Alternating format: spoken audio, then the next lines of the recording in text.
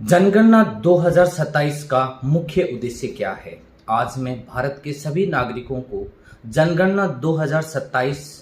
की मुख्य जो उद्देश्य है इसके बारे में मैं आप लोगों के साथ ये जानकारी साझा कर रहा हूँ। सभी भारत के नागरिक जनगणना 2027 में सरकार का सहयोग करेंगे, इसका मुख्य उद्देश्य समझेंगे और मुख्य उद्देश्य समझकर अपनी संपूर्ण जानकारी जो है संपूर्ण जानकारी के यानी और इसका मुख्य उद्देश्य समझेंगे। आज मैं आप लोगों को इसका मुख्य उद्देश्य की जानकारी जो है इस वीडियो में मैं आप लोगों के साथ शेयर कर रहा हूँ। जनगणना 2027 का मुख्य उद्देश्य है कि आज भारत के अंदर प्रत्येक नागरिक किस प्रकार का जीवन जी रहा है, उसके पास मूलभूत सुविधाएं कौन कौन सी हैं, कौन कौन सी व्यवस्थाएं उनके पास में हैं, वो किस प्रकार का जीवन जीते हैं, उनके पास किस प्रकार के साधन सुविधा घर के अंदर जो सुविधाएं होती हैं वो किस प्रकार की हैं, इसके डाटा कलेक्ट करके सरकार हमें आगे का जो जीवन है उस जीवन को और सुलभ और अच्छा बनाने के लिए ये डाटा कलेक्ट करती है। मैं सभी भारत के नागरिकों से अपील करूंगा और उनको बताना चाहूँगा कि इसमें आपको सरकार का पूरा सहयोग करके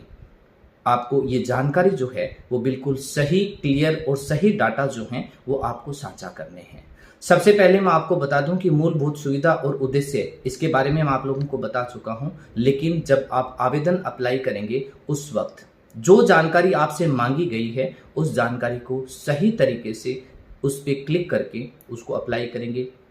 ये स्वयं जो है वो अपना आवेदन जो अप्लाई कर सकते हैं। इसका जो वेबसाइट का लिंक है वो मैं डिस्क्रिप्शन में डाल दूंगा, वहां से आप डायरेक्ट क्लिक करके अपने मोबाइल नंबर के साथ OTP लेकर अपनी फॉर्म को स्वयं फिल करें और स्वयं फिल करने के बाद उसको फाइनल सबमिट करें। जनगणना के अंदर आपसे जो डाटा मांगे जा रहे हैं ये डाटा इस प्रकार से मांगे जा रहे हैं कि सबसे पहले आपके घर की जानकारी मांगेंगे कि आप किस प्रकार के घर में रहते हैं, आपका घर कच्चा है, पक्का है, सीमेंटेड है, चूने से बना हुआ है, किस प्रकार का बना हुआ है, घर के अंदर कितने कमरे बने हुए हैं, किचन की सुविधा है या नहीं, लैट्रिन बाथरूम की सुविधा है या नहीं, घर में आपका आंगन कच्चा है या पक्का है, टाइल लगी हुई है या फिर कच्चे मटेरियल से बना हुआ है, घर की छत जो है वो किस प्रकार की बनी हुई है, छत पे टीना लगा हुआ है या फिर RCC बनी हुई है या फिर चूने का मकान है, ये आपकी चौका लगा हुआ है, किस प्रकार का आपकी स्थिति है मकान की, आपके घर की जो दीवार है वो कच्ची है या पक्की है, इस प्रकार की जानकारी भी आप लोगों को उसके साथ साझा करनी है। घर के अंदर आपके पास किस प्रकार की क्या क्या सुविधाएं उस घर के अंदर हैं, आपके पास गैस सिलेंडर है या नहीं, घर के अंदर मूलभूत सुविधाएं जैसे आपके घर में इलेक्ट्रॉनिक्स टीवी है या नहीं, मोबाइल फोन है या नहीं, आपके घर में रेडियो, टैप रिकॉर्डर या फिर घर में कंप्यूटर, इस प्रकार के साधन आपके पास उपलब्ध हैं या नहीं, आपके घर के अंदर पानी स्टोरेज के लिए घर में टंकी बनी हुई है या फिर आपके घर में बाहर से नल का पानी आता है या फिर आपने घर के अंदर पानी की स्टोरेज टंकी बना रखी है या नहीं रखी,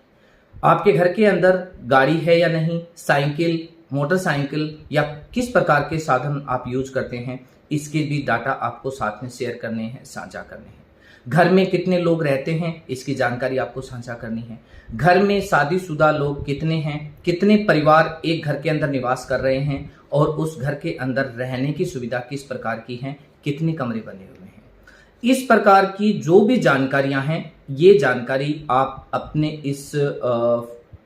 फॉर्म के अंदर सभी डाटा को सही फिल करेंगे ताकि सरकार के पास जब सही आंकड़े जाएंगे तो वो आपके जीवन के अंदर जिस चीजों की जरूरत होती है, जिन व्यवस्थाओं की जरूरत होती है उसके बारे में उनको आकलन होगा, इसकी जानकारी होगी। आगे भविष्य में सरकार आपको कौन सी सुविधाएं जो है वो उपलब्ध कराए, आपके गांव के अंदर हॉस्पिटल की सुविधा है या नहीं, सड़कों की सुविधा है या नहीं, आपके जीवन में जुड़ी हुई मूलभूत चीजें हैं वो आपके पास उपलब्ध हैं या नहीं, ये डाटा जब सारे कलेक्ट हो जाएंगे तो हर एक व्यक्ति की व्यक्तिगत जानकारी जो है वो आपकी पूरी सरकार को पता चल जाएगी। उसके बाद सरकार को कौन सी सुविधाएं आपको देनी है वो सारी सुविधाएं सरकार आपकी मैनेज करेगी। एक जानकारी मैं आपको बता दूं, 1948 के कानून के तहत आपके ये जो डाटा हैं ये गोपनीय रखे जाएंगे, ये किसी प्रकार के डाटा जो हैं वो किसी के साथ शेयर नहीं किए जाएंगे। ये डाटा किसी प्रकार की योजनाओं को बंद करने के लिए कलेक्ट नहीं किए जा रहे हैं। ये जस्ट सरकार की अपनी एक नॉलेज के लिए डाटा कलेक्ट करे जा रहे हैं। काफ़ी लोग शायद हो सकते हैं इसमें भ्रमित भी होंगे, लोगों को भ्रमित भी किया जाएगा, लेकिन आप लोगों को भ्रमित नहीं होना है, क्योंकि इससे आपको सरकार से जो भी योजनाएं मिलती हैं, इन योजनाओं में इसके ऊपर कोई प्रभाव नहीं पड़ेगा। इसमें आपको किसी भी प्रकार की कोई भी दबाव लेकर कोई जानकारी या फिर आपकी जानकारी को किसी भी डिपार्टमेंट के साथ, चाहे वो इनकम टैक्स डिपार्टमेंट हो, चाहे सरकारी योजनाओं से जुड़ा हुआ डिपार्टमेंट हो, या किसी भी प्रकार का कुछ भी हो, ये आपके डाटा 100% गोपनीय रखे जाएंगे, ये आपके साझा नहीं किए जाएंगे। इसलिए मैं तमाम भारत के जितने भी नागरिक हैं उन सभी नागरिक बंधुओं से विशेष आग्रह करना चाहूँगा कि इस जनगणना 2027 में बढ़ चढ़कर भाग लें और भाग लेकर अपनी सही जानकारी, सही डेटा जो हैं वो सरकार को उपलब्ध कराएं, ताकि आने वाले वक्त में आपके जीवन से जुड़ी हुई मूलभूत सुविधाओं की जो जरूरत होती है, ये जरूरत आपकी पूरी की जा सके। सभी भारत के नागरिक इसमें अपना योगदान देंगे और सरकार के साथ अपने डाटा साझा करेंगे और सही फॉर्म को फिल कर इसमें सहयोग करेंगे, ताकि आने वाले वक्त में सरकार आपका अच्छा सहयोग कर सके। सभी भारत के नागरिक बंधुओं को मेरा बहुत बहुत धन्यवाद। नमस्कार।